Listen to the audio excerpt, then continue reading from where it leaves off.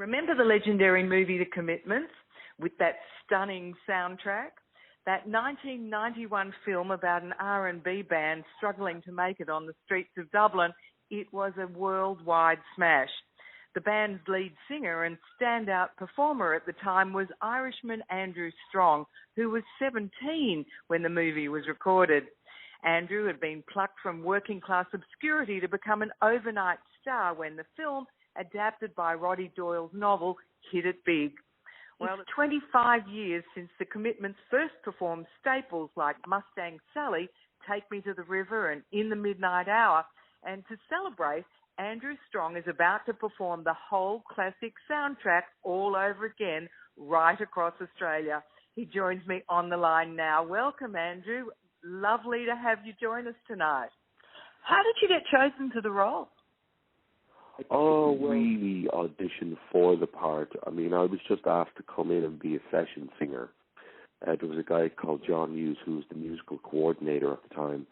And basically, Alan Parker, who was directing the movie, he wanted to hear what those old soul classics sound in a more modern sound. So basically, they would bring in 4 or 5 different singers each day, and each singer would be assigned 4 or 5 songs, and they would come in the following day and they would sing them in a rehearsal hall with a session band, and they would record them. So as I said, so then Alan Parker could listen to songs that were recorded in the 60s, what they would sound with a 90s kind of more modern feel back then. And I was just one of those singers, and I was assigned 4 songs and came in the next day, and one of them was Mustang Sally. I sang that song, and John, who's the musical coordinator, asked me to go take a coffee.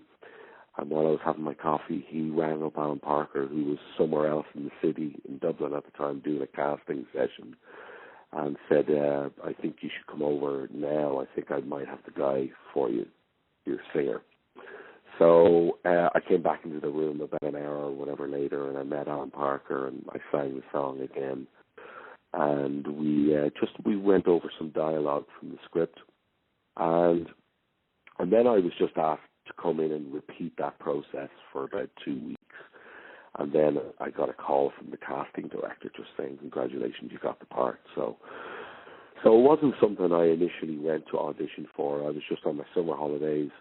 It was a little bit of a session gig, and I think I was on like maybe £300 a week, which was like an enormous amount of money back then for a 16-year-old.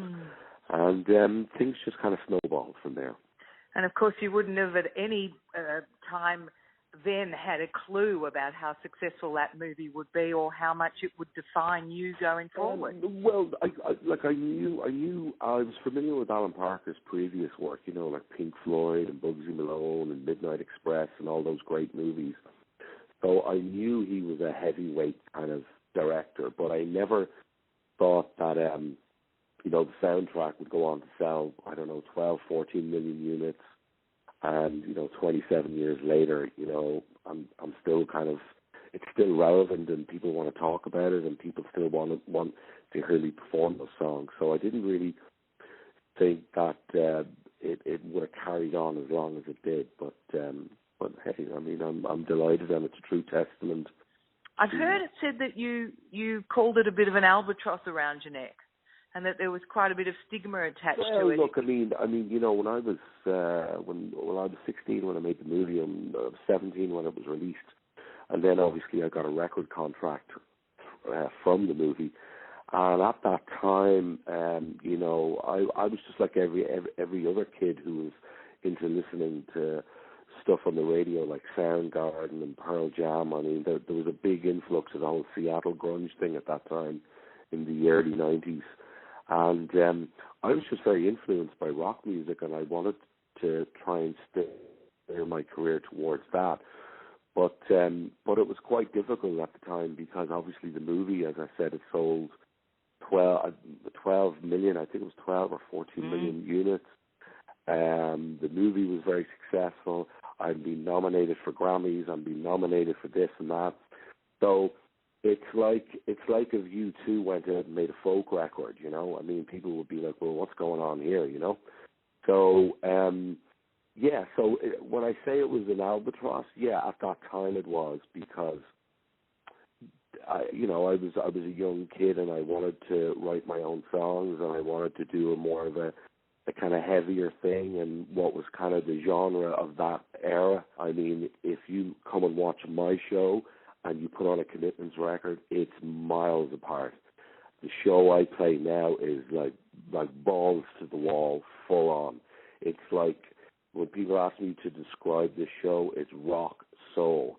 And if I was going to do this tour and I was going to play them exactly like the way it is on the record, this would have no interest. I mean, of course, I'm singing all the classics and all that, but it's just there's so much more high energy, and I think people, like many people, have heard me sing those songs, and they say, I mean, what you do live is, I mean, the album is not a patch on what you do live.